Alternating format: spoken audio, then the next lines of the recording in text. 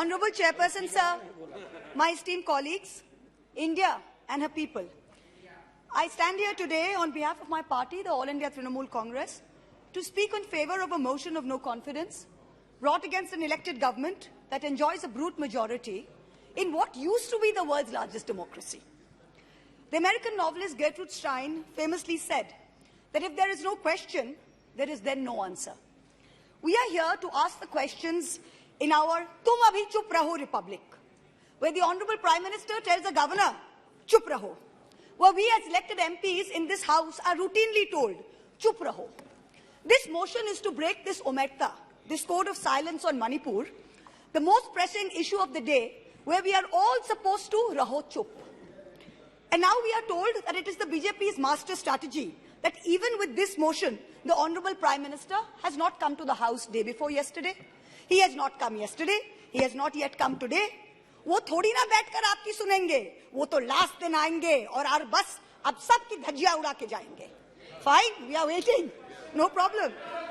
I don't know what is more unfortunate, that our Honourable Prime Minister refuses to come to this House, of which he is an elected member, to answer us on Manipur, or that he refuses to go to Manipur to reassure the vulnerable, petrified people that peace and reconciliation are his mission. Which is it, sir? This is not just a no confidence in government motion. This is a have confidence in India motion. Most no confidence motions are negative motions, moved with at least a moderate probability of bringing down the government of the day. We know that's not even a possibility. We don't have the numbers. We know that. Many of my friends on the Treasury benches, allies, the BJD, the YSR, have mocked us, saying, you know, you can't bring down the government. It is doomed to fail.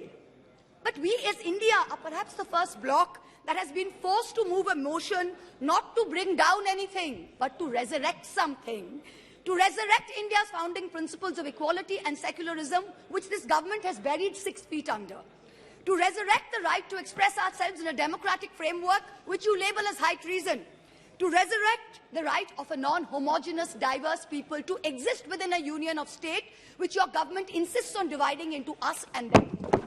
Make no mistake, ladies and gentlemen, this motion is not meant to succeed in this House, but the larger motion, the have confidence in India motion must succeed. Please. Will, when the people of India have their say soon, and it's for this reason I stand before you today. The Manipur issue is mired in silence and in the government's whataboutery and false equivalences. I will point these out as best as I can. The Treasury bunches have made vitriolic comments on why only Manipur. What about the instances of rape and murder in Rajasthan, in Chhattisgarh, in West Bengal? We in turn have felt compelled to ask, what about the violence in Haryana? I want to tell this House that Manipur is different, and I will tell you why. The issue in Manipur is of a hate crime against a particular community, where it is understood that police personnel of one community, possibly the same community as the Chief Minister, handed over women of another community to be raped and pillaged by a mob, and made every attempt to prevent those women from seeking justice.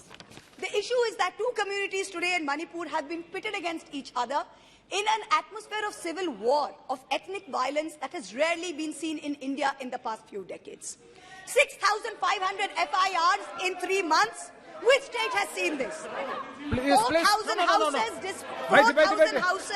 destroyed in 3 months. Which state has seen this? 60,000 people displaced, 2% of the state's population. Which state outside of wartime or natural calamity has seen this? 150 people dead in 3 months. Which state has seen this? 300 places of worship destroyed. Which state has seen this? An armed standoff between the Manipur State Police and the Assam Rifles captured on video. One controlled by the Minister of Home Affairs, other controlled by the State Police. Which state has seen this? 5,000 firearms and 6 lakh bullets looted from police stations by mobs. Which state has seen this? Please. 2 ethnic groups armed to the teeth, a buffer zone between where hill cannot go to valley and valley cannot go to hill. Which state has seen this? The chief supporter supports one group, accuses the other of being drug runners. In truth, over 15,000 acres of poppy have increased in cultivation in the past 5 years. 250 square kilometers of forest land has reduced under this Chief Minister's watch. Which state has seen this? Only Manipur. No other state. Only Manipur. So stop your whataboutery. Stop your false equivalences. Address the problem, Honorable Prime Minister. We haven't heard of one change in the police force. We have not heard of one change in the government. We have not heard of one person taking responsibility. As a government in the center, which is also ruling the state of Manipur, this is your biggest failure of the double-engine Sarkar. So let us not insult other states by saying, what about Rajasthan? What about Haryana? What about Chhattisgarh? Manipur is a tacitly approved hate crime. Make no mistake, this is civil war. These are crimes against humanity. The harsh reality is, while this government may have built infrastructure, it has destroyed institutions. And I will be doing an injustice to my role in Parliament if I don't call this out. In Manipur, the BJP's majoritarian bravado is destroying a state and tearing apart its people. I don't want to make this about politics. But Honorable Prime Minister, if you're listening, I beg you on behalf of the people of Manipur, change the administration. Allow all parties to work together to mediate a truce. Otherwise, even after your term ends, India will echo in one voice as to what went so terribly wrong in Manipur with such terrible consequences for our country. जिस पापी को गुण नहीं गोत्र प्यारा है, समझो उसने ही हमें यहाँ मारा है.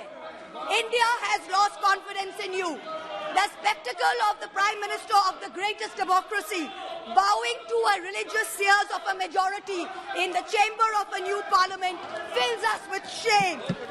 Police manhandling and filing FIRs against champion wrestlers against a BJP MP accused fills us with shame. 50 panchayats in 3 districts of BJP-ruled Haryana issuing letters forbidding Muslim traders entering the state fills us with shame. नफरतों की जंग ने अब देखो क्या-क्या हो गया. सब्जियां हिंदू हुई, बकरा मुसलमान हो गया. No, madam. You are creating it in every state. No, we are not, 1 minute, we are not going to be bullied. One crony capitalist is not going to make a monkey out of India's regulators and equity markets while we watch. Mamta Di is not scared.